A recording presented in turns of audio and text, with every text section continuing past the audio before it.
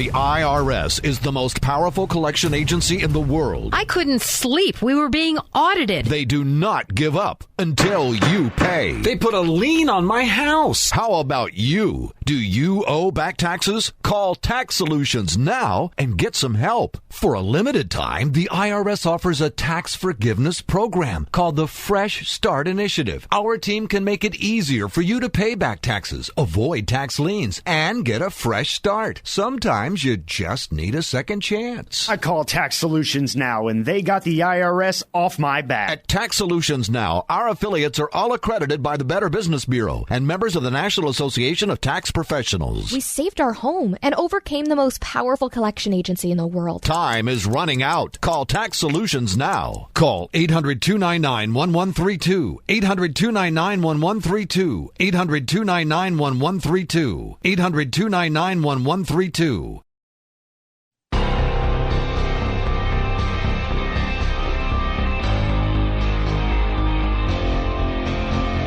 The Turnpike Sports Book Report.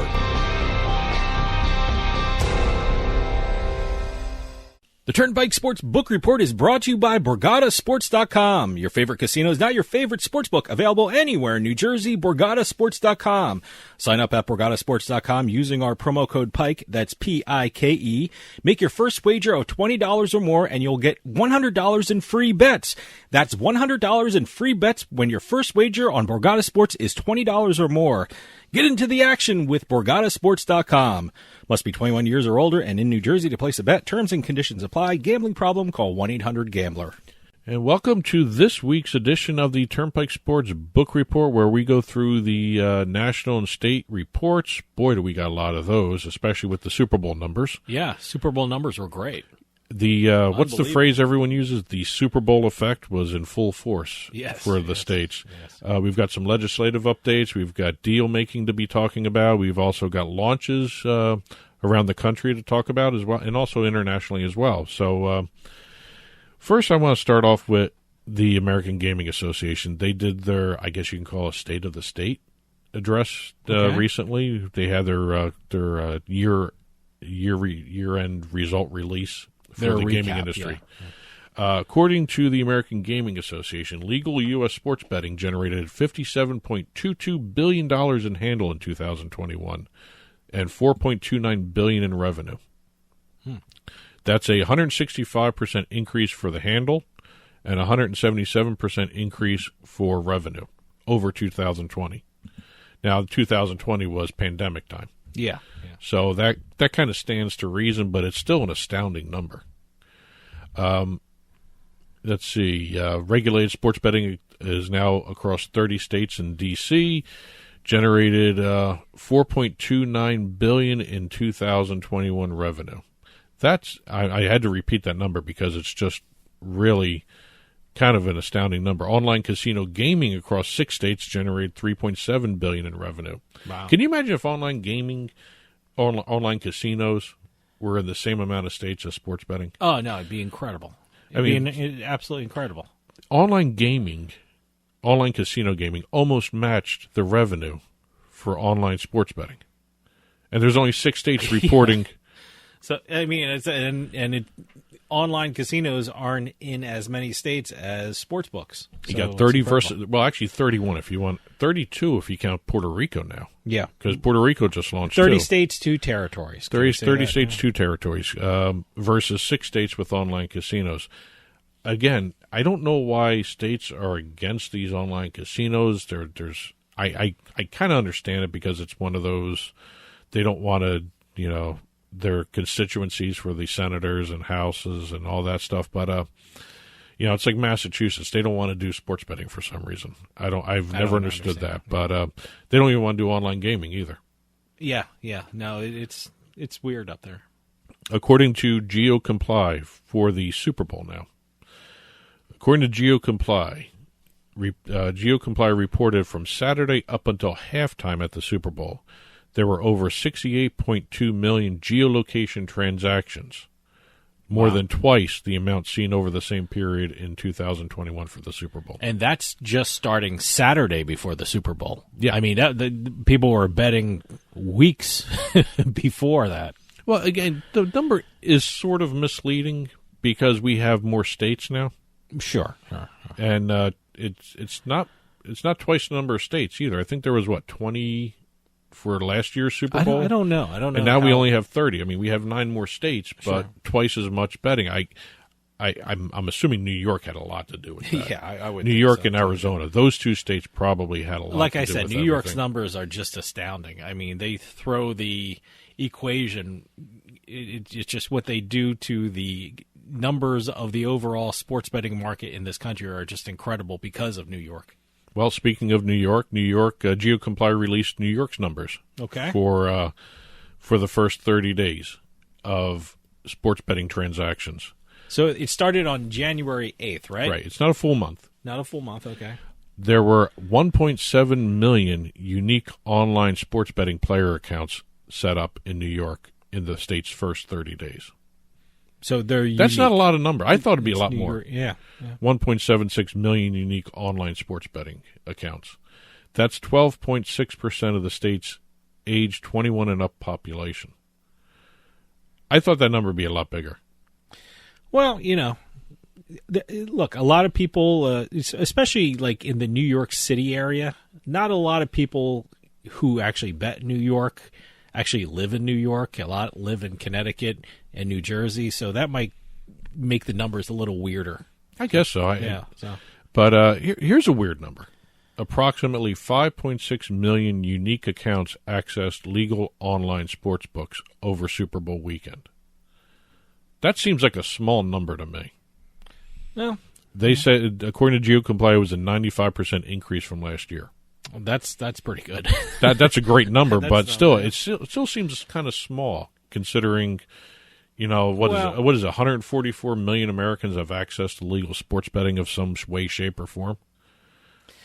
Well, like I said, it's a very interesting area, a very unique area. There's most people who work in the New York City area, which is the bulk of the numbers coming out. I mean, certainly upstate New York people were registering, but the bulk of the people were in the New York metropolitan area. It's a lot of, like you said, people work in New York. They live in Connecticut and New Jersey, and you know what? Some people still like the promos in New Jersey, and some people still like the promos in Connecticut, so maybe they didn't do anything in New York. So I don't know. But the numbers are still incredible for New York. I'm still impressed with the New York promos that they're doing, especially with that 51% tax rate. I know everyone's hitting everybody over the head with that 51%. It doesn't seem to be slowing down New York because of the sheer volume of people in that state, but sure. I was actually really impressed with how the sportsbooks were doing the promos for the Super Bowl. And I've been noticing that some of these sportsbooks had early leads and they're down now. I saw one stat, Caesars in New York is outperforming Caesars Lifetime in other states. Sure. Well, look, I mean, for someone who sees the media coming out of New York, because I live in New Jersey, I mean, Caesars is everywhere. They're on billboards, they're on buses, they're on TV every hour, they're on the radio every hour. The Caesars is just promoting itself like you wouldn't believe in this area. So, yeah, I would understand that's why Caesars has been so great and has been one of the highest handle books in this region. Well, do you want to go through some of these numbers for the Super Bowl itself? Sure. New Jersey All reported a $143.7 million Super Bowl handle. Okay. Compared to $117.4 million the year before. That's a 22% increase. The win was $7.8 million compared to $11.3 million in last year's Super Bowl. Oh, okay. So revenue went down, handle went up. Well, a lot Smarter bettors? Smarter bettors in New Jersey. Well, is it a matter of less parlays? No, because you can't parlay props. I know, but people people love those same game parlays. So and they're being promoted everywhere in the state. So I don't know if people are betting less parlays, but I just think they're. Let me tell you something. I think there's so much information about the sports now. There are so many betting shows and so many betting podcasts and betting radio shows here. I mean, everyone knows every stat of every player now if you wanted to. So, when we say smarter bettors, probably were meaning more informed bettors because they're they're getting all the stats. Even when we were doing picks, we were we knew against the spread what was the record against the spread and what was everyone doing and the different scores from past games. So it's information is at your fingertips now. So it's helping bettors a lot. Well, I just think maybe it was a lot of the prop bets because as soon as somebody figures out a way to allow parlay betting for prop bets, you may see a whole different animal here.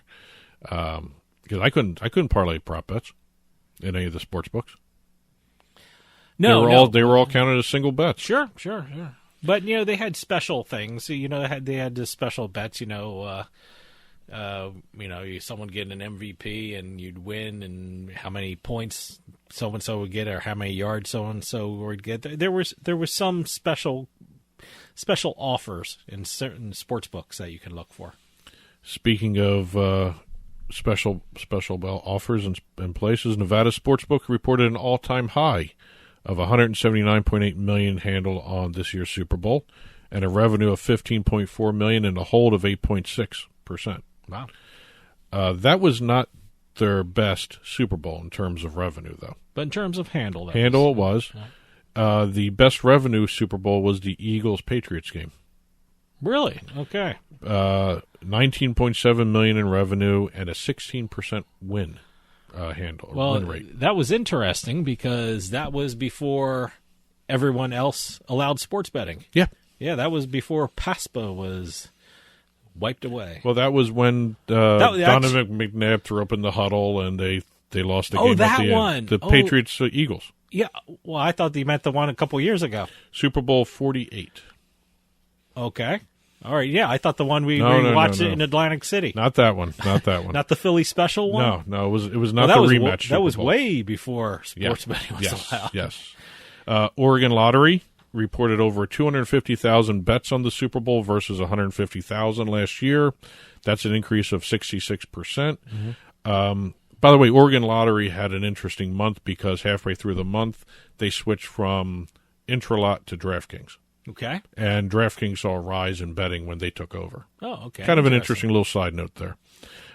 Illinois Gaming Board reported $60.5 million in Super Bowl handle and $9.5 million in adjusted gross revenue. The New Hampshire Lottery, $7.7 million handle for the Super Bowl, down 12.5% year over year. No Tom Brady. I guess when you're in New England, you're a sportsbook in New England, you have to hope for Tom Brady to be there. And I think they're out of luck now with his retirement, with his supposed retirement. Yeah, I don't think he's filed his papers yet. Who knows? I mean, a lot of people are saying he may come back. There may be a spot in San Francisco for him because they're talking about getting rid of Jimmy G. And Jimmy G Jimmy G can't get away from Brady. Yeah, trade him to Tampa Bay. Why don't is Jimmy G trading or is he released? Because I don't think his contract's up, they have to determine that. So, 28% of the bettors in New Hampshire had Massachusetts addresses. Well, yeah, everyone's coming from Massachusetts. I mean, you're missing out on the boat here. That Commonwealth up there. I mean, and look, I'm sure in New York and Connecticut, there's a ton of people from Massachusetts going down there. I'm actually curious to see exactly where Massachusetts people are going. Are they going to Rhode Island, Connecticut, New York, That's true, Rhode New Island. Hampshire? Well, I guess it depends on where you live. I mean, Massachusetts is a very long state. So if you're out in western Massachusetts, just go over the border either to Connecticut or to New York. I mean, if you're northern Massachusetts, you go up to New Hampshire. If you're down near Rhode Island, if you're southern Massachusetts, you go to Rhode Island or Connecticut too. Yeah. I know the Tiverton Casino, which is right over the border from Massachusetts, does not have a sports book. Yeah. Does not have a sports book, but they do have online sports betting in Rhode Island. Mm-hmm. Yeah, well, that's what I'm talking about. You just go to, cross the border. Go to a rest stop. Yeah, you go to a Starbucks or a Dunkin' Donuts and stuff like that, and place your bets mobily and go back home. Mississippi reported $6.4 million in handle for the Super Bowl. Montana reported $700,000 for the Super Bowl. That's up 41% from last year's Super Bowl in Montana. Okay. As long as it's going up. Yep. Going on to some of the state records now. You know, that was the majority of the Super Bowl reports. State records for what? Everything. Okay. This is not Super Bowl anymore. We're moving off the Super Bowl. Oh, okay. All right. New Jersey set an all-time state monthly handle record for $1.348 billion. Okay. And also a mobile handle record with $1.209 billion. Which kind of good news for New Jersey that New York may not affect them as much as they thought it could be, because I think a lot of reports before New York started mobile sports betting that like 20% of the handle for New Jersey was from New York commuters coming into New Jersey to bet. But, it may be it's a good sign that New Jersey has broken a state handle record. And it increased. Yeah. Compared to New York, here's New York's number for their first month. It's from January 8th through February 6th.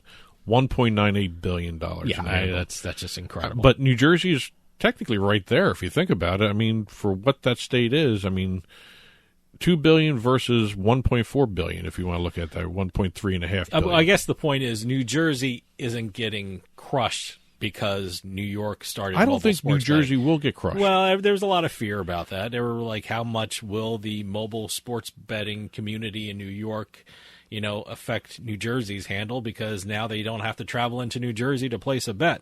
But, it looks okay for New Jersey now. That's good news for New Jersey. I will go out on a limb here and say this. For March Madness, you're going to see a lot of New York bettors crossing over into Jersey to place bets on the New York college teams. Because you can't bet on college teams in New York. Well, you also can't bet on college teams in New Jersey. But if you're going to New Jersey to bet on the New York college teams, you're going to see a hell of a lot more people going that way than the other way. Yeah, but, if you're in New Jersey and want to bet on Rutgers, who's been on a tear lately. Well, you can also go to Pennsylvania. You can go to Pennsylvania, or you can just drive over to the border and open up an account in New York. Or if you're in South Jersey, go down to Delaware, go down to Maryland. Sure. I mean, New York is not the only destination for New Jersey bettors. But New York bettors. The biggest population in New Jersey is North Jersey, and New York is right there. It's right over the river. So you might as well, if you're in New Jersey and you think you want to bet on New Jersey colleges for March Madness, either you have Pennsylvania or you have New York to travel to. Here's a weird stat, and this is, I want to thank Chris Altruda for this over at US Bets. Okay. New Jersey has accounted for 23.9% of the national post-PASPA handle since state-by-state wagering began in June 2018. Wow. That's an incredible number. That's a big chunk. And also, New York and New Jersey combined for over 60% of January's national handle. Wow. And that still is yet to be determined. That may fluctuate a little bit more. Some good numbers from Chris. Yeah, no, he's excellent at the stat keeping. New Jersey became the second state to surpass $200 million in all-time sports wagering tax revenue. That's taxes, not operator revenue. The state has made $200 million in terms of taxes from the launch of sports betting in New Jersey. Pennsylvania was the first one to cross that plateau, that barrier, whatever you want to call it. New York, state of Oregon, new monthly record in January with $42.899 million. As a matter of fact, I looked at the breakdown of this. The Oregon Lottery pre- and post-DraftKings taking over. Pre-DraftKings, it was around $20 million in handle.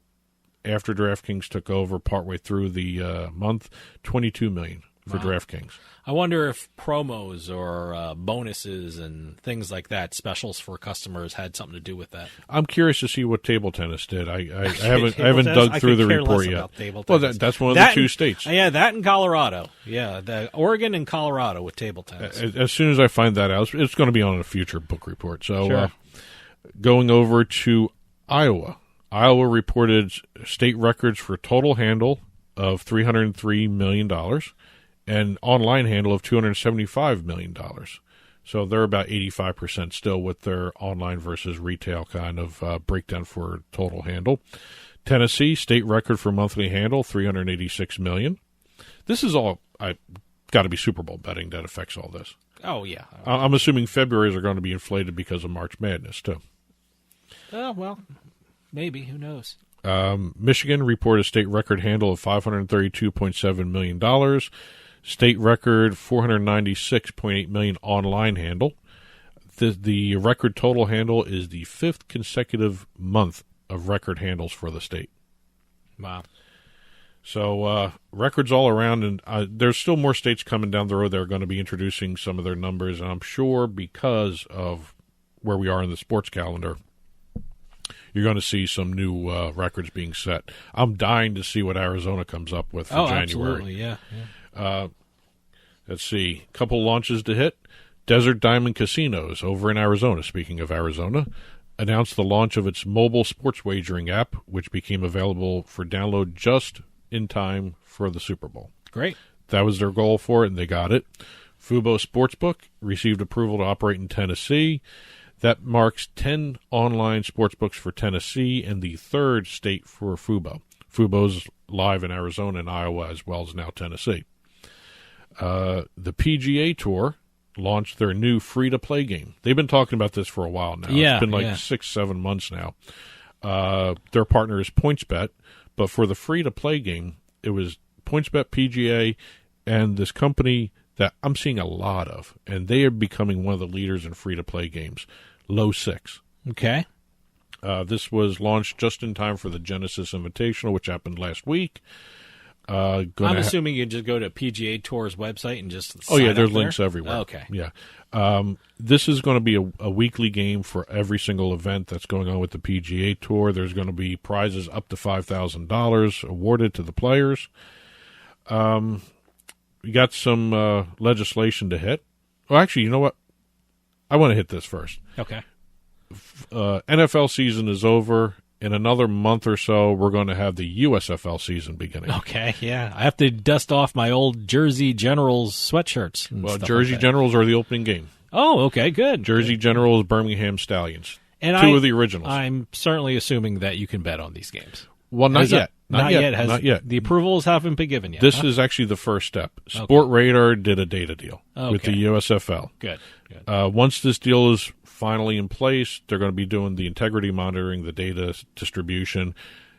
The league has to go to the gaming divisions in the individual states to get approval for allowing people to bet on them. So when does all this start? This starts in March? April Okay. April 4th, I believe. Okay, so they got some time. About a month and a half. Yeah. Okay. So they are going to be trying to get betting launched before the league, at least get it on the approved events for sports betting lists in the different states for the opening game at least. One other note about the USFL, and we talked about the Hall of Fame Resort and Entertainment, the Hall of Fame Village, the Hall of Fame, whatever you want to call it, the Hall of Fame Village, in Exit 3 of Turnpike Sports. The Hall of Fame will be hosting some of the playoffs and championship game. Great. For the USFL. Good. So that's going to be fun to watch. Yeah. I'm very curious to see how well the league does. U.S. Integrity announced a partnership with Angel of the Winds Casino Resort, which is over in Washington. Betway announced a deal naming the company exclusive partner of the Stock Car Pro Series Brazil. It's their first motorsports sponsorship. Okay. DraftKings did a partnership deal with Norwich City, which is an English Premier Soccer club. They're the official daily fantasy sports partner of that club. DraftKings also announced the hiring of two new personnel, Stacey McCullum and Todd DeBester. McCullum is formerly of ESPN, was hired to be DraftKings head of programming. That's an interesting title for DraftKings. Yeah. And DeBester is coming from Disney and Universal. He's not a sports betting background person. Kind of an interesting note for New Jersey in terms of legislation, and I guess it's legislation, but zoning approval, I guess that's what you can call it. Sure.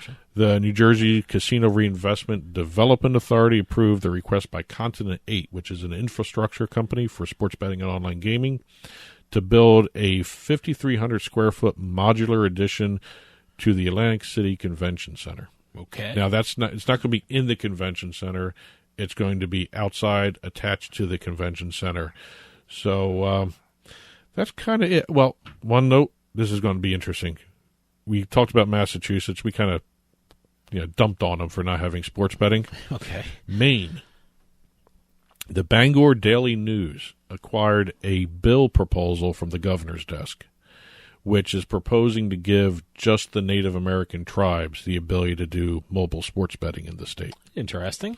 Okay. So they're not going to the private companies. They're going to the Native American tribes to see exactly. Well, it might be an easier route for sports betting. I don't know. So They've had a different set of laws. It's the first time the governor has done something, because the governor is the one that's been vetoing everything. Mm-hmm. Now the governor has a bill proposal which is focused on mobile sports betting. South Carolina has a bill that would legalize sports betting, horse racing, card and dice games, and electronic gaming devices for bill expansion. And the bill requires the revenue to go to highway, road, and bridge maintenance. And our friends over at SBC, Sports Betting Community, announced that the organization has joined the Ukrainian Gambling Council. Okay. Representing betting and gaming industry in the Ukraine. I just wanted to give them a little shout out there. Okay, absolutely. That's it for this week's Turnpike Sports Book Report. Keep those press releases coming in. Info at turnpikesportsradio.com. And we'll continue to report on as much as possible. If you're following on TV, the news ticker has a whole bunch of other different stories that we didn't have a chance to cover on air, as well as the print version will be up on the blog, turnpikesportsradio.com. Click on the blog button, and you'll have the print version right in front of you there. And that'll do it for us this week. We'll see you next time on the Turnpike.